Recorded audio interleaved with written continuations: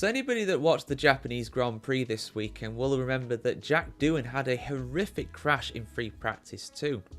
Doohan flew off the track in the first corner of the Suzuka circuit, flew into the gravel trap and destroyed his car as a result, unsurprisingly bringing out the red flags. The Japanese Grand Prix weekend already holds the record for the most red flags of any Formula 1 Grand Prix weekend in the history of the sport because of that and the multiple grass fires. Now, when I saw this incident initially on Friday morning, I was getting my son ready for school, so my attention was not 100% on the telly. A few people have pointed out in my practice review that, you know, Doohan basically messed up. He screwed up in that instance, and having a look back at it since, he basically did. So basically, going into the first corner of Suzuka, when you're going for a flying lap like Doohan was, you don't brake, believe it or not. It's an extremely high speed right hand corner, and you start actually braking going through to turn 2, which is the second part of what is effectively a horseshoe to start this lap, and then you go up to the S's and so on and so forth. Now, to go through that, you do go full throttle, but you can't have the rear wing open. The DRS does stay open unless, I believe, you hit the brakes or lift off the throttle. If you don't lift off the throttle, in that scenario, you have to actually press the button, I do believe, unless the system has changed, to actually deactivate the DRS. Because the DRS zone goes right to the end of that corner, you're already turning in before the apex of the corner, and on top of that as well, you're still in the DRS zone. As a rookie, as an inexperienced driver in a Formula 1 car, Doohan obviously forgot that fact. His rear wing stayed open, he didn't have enough rear downforce to go around the corner, he lost the rear end and flew into the barriers. You know the rest of that.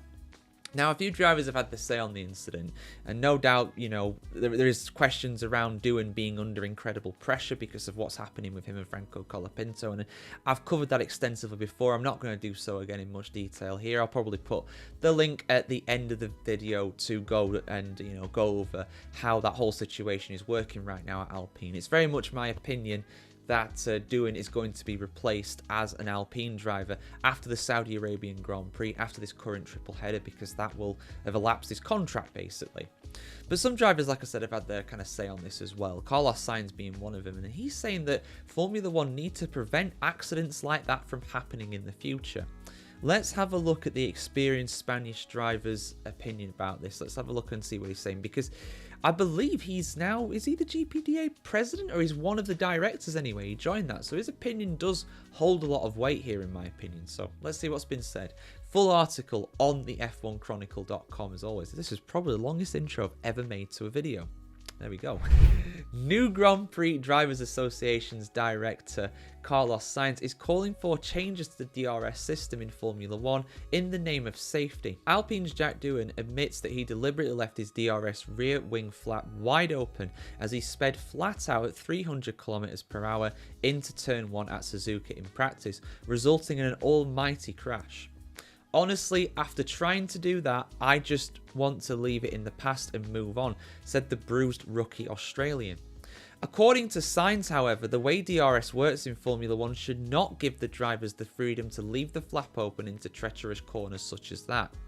In any other area of Formula 1, Jack would not have been able to get back behind the wheel the day after an incident like that, said the Spaniard. If we are going to make cars as fast as they are now, we need to improve on safety as well, because you can't also do what Jack did in Shanghai at turn 1 or in turn 9 of Australia. We have too many corners like this where the driver has to close the DRS himself. Hopefully this accident shows that there is a need to have a system that switches off the DRS 50 or 100 meters behind the braking zone so that the driver doesn't have a chance to make a mistake, Sainz added. Meanwhile, Sainz freely admits that he is still adapting to his new cockpit at Williams, having been forced out by Ferrari by Lewis Hamilton. I mean, that's one way of putting it. I'm still driving the car like a Williams should be driven, rather than how I'd like to drive a Formula 1 car, said the 30-year-old. Team boss James Vowles admits, "We have realised that Carlos has a very specific driving style from Ferrari. I can assure you that there is no difference between the two cars of the Williams drivers," he added, "and I very much doubt that Carlos will need more than 5 races to fully adapt to our car." I mean, on the Sainz thing, I mean, it's just a case of Alex Albon, in my opinion, being very good and driving for that team for a number of years, and that car, a bit like we see with Red Bull and Verstappen, and, you know, we saw with Mercedes and Hamilton back in the day, and a bunch of other drivers as well. You know, if your driving style is different to your to your teammate, and you're a new driver in that team, you're going to struggle because that car has been designed with your more experienced teammate at the team. You know, I mean, I know Carlos Sainz is more experienced as a driver, but obviously Albon has been at Williams for 4 seasons now, 3 seasons. It's been a while, so I think that's why he's probably struggling. Back onto the Doohan incident. I mean, I see what he's saying. I completely see what he's saying, and I do agree. I mean, I don't personally know of any corners similar to that on the calendar. I mean, Japan is a very interesting one with that, because when the DRS zone was designed, or when the DRS first came in 2011, the cars were very different back then. They didn't have the level of downforce as what they have now. They weren't as fast in a straight line as what they are now either. So not only are the cars able to have more grip when turning into corners, like, because back then, 10-15 years ago, correct me if I'm wrong guys, but turn 1 of Japan was not flat out. You had to lift, dab on the brakes a little bit, and that would obviously deactivate the DRS doing that. Nowadays the cars are so fast that they don't have to even lift. They don't even have to lift, not even think about touching the brakes. So that does mean that, unfortunately, unless you manually turn the DRS off going into that, which if you're a rookie and an experienced driver, stuff like doing is going to happen. You know, his crash is going to be repeated. So there are a few solutions to this. The easiest one, in a sense, would be to shorten the length of the DRS zone.